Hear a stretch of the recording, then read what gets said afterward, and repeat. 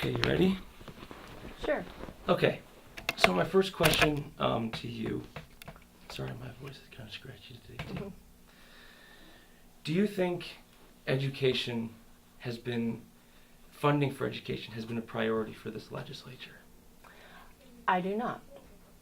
And Why? the reason I do not, this is my 8th year, and during my time here, we have had a number of bills proposed that would increase revenue, and those have gone nowhere. I have a streamlined sales collection bill, and we also have a tobacco tax settlement that we've been trying to work on, which would be $50 million. I've not addressed that in 13 years. And then we had a tax cut bill, which will really benefit the wealthy businessmen and the wealthy, and that was $800 million that we reduced state revenue, and then on the other, also got rid of the franchise tax. That's $125 million. So we have continually, despite the fact that our revenue was not coming in, it was negative growth for at least 3 years while I've been up here, we have continued to reduce sources of revenue. So I know in the Constitution there's a list of priorities, and education is number 2 on that list. You feel like education was further down? I do. I mean, we hear a lot of talk about funding education, and I think one of the problems is that when that particular piece was put in the Constitution, which was, I'm not sure, but I'm sure it was 70, 80 years ago, there were no dedicated tax funds.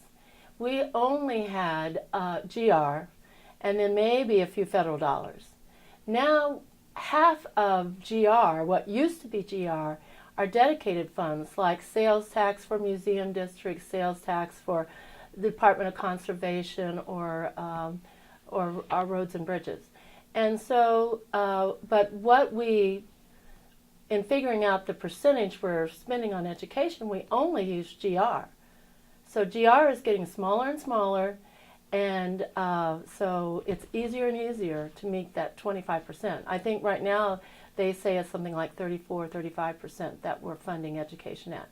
I just don't think that's true. If we used all of state money, it would be more like 22%. Or, and the reason why GR is shrinking is because there's more going into, what's the term you call it, dedicated funds. When the voters put an issue on the ballot and they say, we want to a half-cent sales tax to go to this particular issue, maybe in St. Louis we have the museum district, or at the state level we have funding for the Department of Conservation. And so those kinds of taxes cannot be touched when it comes to, with our economic downturn, we could not go into those funds, so that we don't consider that general revenue.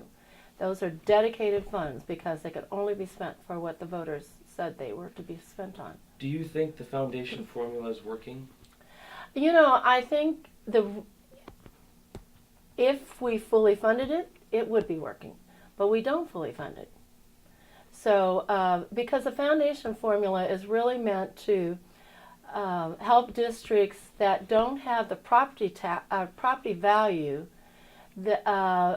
enough property value to really provide for a adequate education for their students. And there, particularly after this Great Recession, I represent a district, Hazelwood School District, which at this point uses 58% of the funding from the foundation formula to fund their schools, and use 42% property taxes. But we yet are one of the highest taxing districts for schools in the state at $6.30. So we care about our schools. We tax at a high rate, but it's not enough to really provide all the funds we need.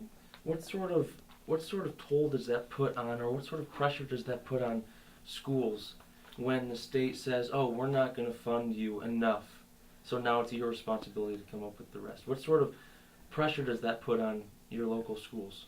Well, you see things like higher class size.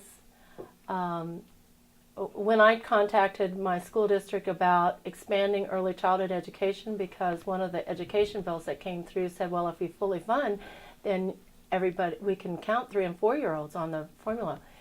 And I was told that they were having a tough time just funding K through 12, which we are statutorily required to do, and the idea of expanding early, into 3 and 4 year olds would probably not happen because they just didn't have the funds. So doing it becomes more and more difficult to do the things they know are really good to do, because statutorily they have to provide education for K through 12. Do you think the 25% minimum should be higher, or do you think 25% is sufficient, or do you think they should just eliminate a requirement and just have something that says you need to fund education appropriately to make sure it's providing a decent education? Well, I think the first place to start is to start looking at dedicated funds as a part of GR. It's just that they're already spoken for. And then using the full amount of state funding to determine whether we're meeting the 25% requirement, because I think it would be easy to see that we're not. We should be funding schools at an adequate level.